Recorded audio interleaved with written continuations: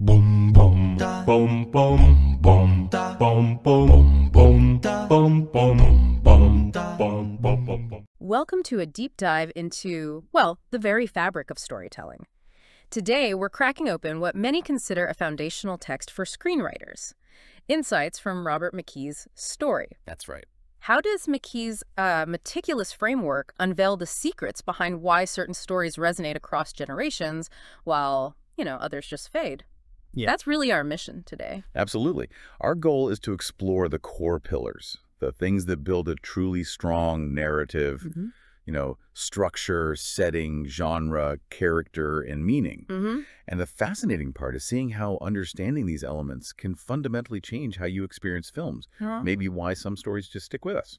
That's exactly it. And it's important to remember, McKee isn't really about rigid rules or formulas, right? Not at all. Instead, he highlights these timeless principles that seem to work across the board. I mean, think about films as diverse as Casablanca, The Lion King, or maybe Pulp Fiction. Yeah.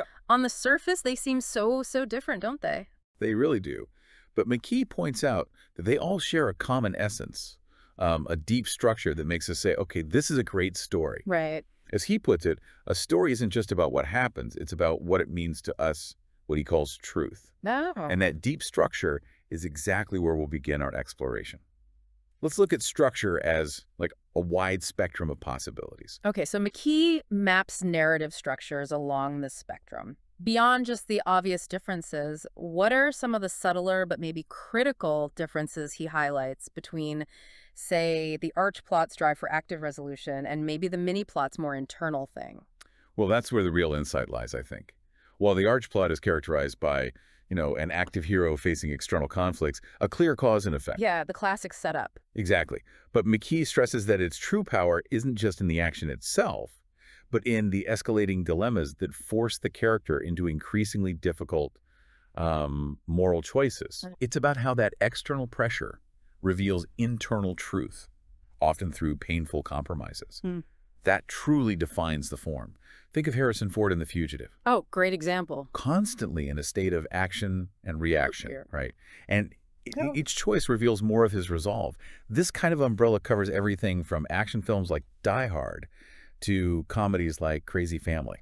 That distinction between external and internal focus is, it's fascinating. So if arch plot is about that grand struggle, how does McKee characterize the mini plot's more introspective approach? The mini plot is precisely that it's more introspective. It often features passive characters, maybe unresolved endings, and a strong emphasis on mood and internal conflict. It often reflects a character's struggle within their own mind, or maybe against the subtle nuances of their world.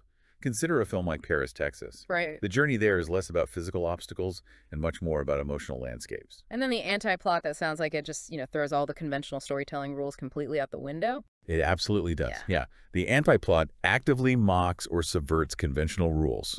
Monty Python and the Holy Grail is like the perfect example. Yeah, definitely. It just breaks causality, replaces it with the absurd and random, sometimes for comedy, sometimes just to challenge what the audience expects. Right. And this really shows just how wide a palette a writer actually has to choose from, far beyond what we might initially assume about how stories are told. I see. Okay. But this structural skeleton, it needs flesh, right? The world, the setting where the story takes place. How does that environment feed or even limit the structure? McKee asserts that setting isn't just decor, it's critical. Can you unpack his argument for why the specificity of a location, maybe even down to a street corner, can profoundly impact a story? You've put it perfectly. The setting isn't just decor, it's practically part of the story's DNA. McKee argues, quite strongly actually, that generic settings lead to generic stories. Makes sense. Think of the dilapidated, unsettling spaceship in Alien. Oh yeah, claustrophobic. Totally. But it's not just the sterile walls that create that atmosphere. It's the greasy, well-worn consoles, the crew's personal items scattered around, their mundane discussions about bonuses. Right, the little details. Exactly. Those details build the lived experience of the characters within that specific confining space. It feels real. That's where the true artistry emerges, isn't it? The deliberate choices about what details to include, what to leave out. How does McKee guide writers in making those crucial decisions to avoid, the cliches. Precisely. To avoid cliches like, he mentions that ubiquitous singles bar scene you see in almost every New York romantic comedy. Yes, I know the one. Right. Writers have to find fresher, more original details that are specific to that environment and those characters. This is why meticulous research is just vital for a compelling setting. So you can paint a world that feels unique. Exactly. Lived in, not just a backdrop. Okay, moving on from setting then. The story's genre also sets up a huge expectation for the audience, doesn't it? Oh, absolutely. Huge. McKee suggests genres don't have rigid rules, but they're more like a set of expectations for the writer to play with. That's a really crucial point. If we connect this to the bigger picture, think about the evolution of the Western genre. Okay. It started with pretty simple good versus evil conflicts. Right. And then it evolved into much more complex social dramas like Dances with Wolves. Big shift. It's almost like an unwritten contract between the writer and the audience, a shared understanding of what kind of journey they're embarking on together. A contract. So what does this imply for us as viewers or, for a writer crafting a story? Well, for example, in a love story, we typically expect some kind of obstacle separating the lovers. Maybe it's family disapproval, maybe a difference in social status, something like that. Right, the classic conflict. Yeah. And comedy, too, has its own kind of golden rule. Nobody is truly permanently harmed. Think of Laurel and Hardy. A building could collapse on them. And they just shake it off. They just get up and keep going. Yeah. So knowing these expectations is crucial for a writer, not just to satisfy the audience, which is part of it, but also to surprise them by cleverly subverting those very expectations. That's often where the real magic happens, when they twist it. Now to character, which for me is one of the most vital, most interesting parts of this whole deep dive. McKee says a character's true essence, who they really are, is revealed through the choices they make under pressure. Yes. Crucial. The initial mask we see, the characterization, can be very different from the deeper truth, the character. Paul Newman's Frank Galvin in The Verdict is such a powerful illustration of this. Oh, it's a fantastic example. But does McKee also explore characters who don't undergo an arc? And what storytelling purpose might that serve? Well, Frank Galvin is indeed an excellent example of that contrast, the facade versus the truth underneath. His journey from that seemingly washed-up alcoholic lawyer to someone fighting for justice, despite immense personal cost. That perfectly illustrates a character arc. The internal change. Or lack thereof sometimes. Or sometimes the conscious lack thereof, exactly. That choice not to change can be just as revealing. This is precisely where structure and character really embrace and merge, peaking at the story's climax. A climax. Yeah, when those choices under pressure force a profound revelation about who that character fundamentally is. And how critical is that culmination, the ending, in revealing the true meaning of a character's journey? Is it make or break? Oh, it's incredibly critical. The film's ending must ultimately reveal the final meaning of that character's journey. A bad ending can truly collapse an entire story. Really? Absolutely. Blind Date is often cited as an example, just leaves audiences feeling completely unsatisfied, like, what was the point? But a powerful ending, like in Kiss of the Spider-Woman, can elevate or even rescue a film entirely. It cements its impact, leaves a lasting impression. It's that important. Wow. Okay. So how do all these elements, structure, setting, genre, character, how do they all come together to produce meaning? I think McKee calls this the controlling idea, doesn't he? That's the term, yes. The controlling idea. It's like the expression of a value and how it changes throughout the story. Like maybe good triumphs over evil in a story like The Witches of Eastwick. Is that a controlling idea? Yes, that's a classic example. The controlling idea can be thought of as the story's main argument, or its thesis, really. It's the ultimate meaning that all the story's events coalesce to express. Okay. And this idea can even be ironic, which actually we see quite often in contemporary films.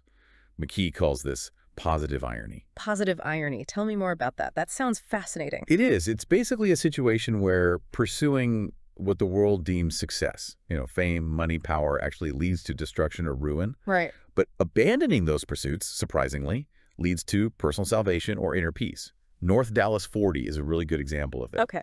The whole idea of winning by losing, finding integrity by rejecting corrupt systems. Right, right. And this also highlights how layers of meaning can progress beyond just a simple opposite.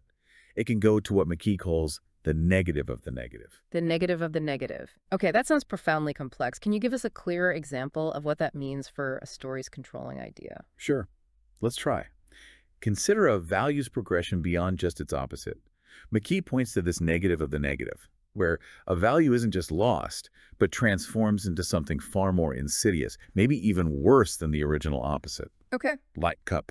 For example, a character striving for justice might inadvertently create injustice. That's the first step, the opposite. Got it. But then, that very injustice could calcify, could harden into outright tyranny. That's the negative of the negative. It's gone past injustice into something even darker. I see. Think of Michael Corleone in the Godfather series.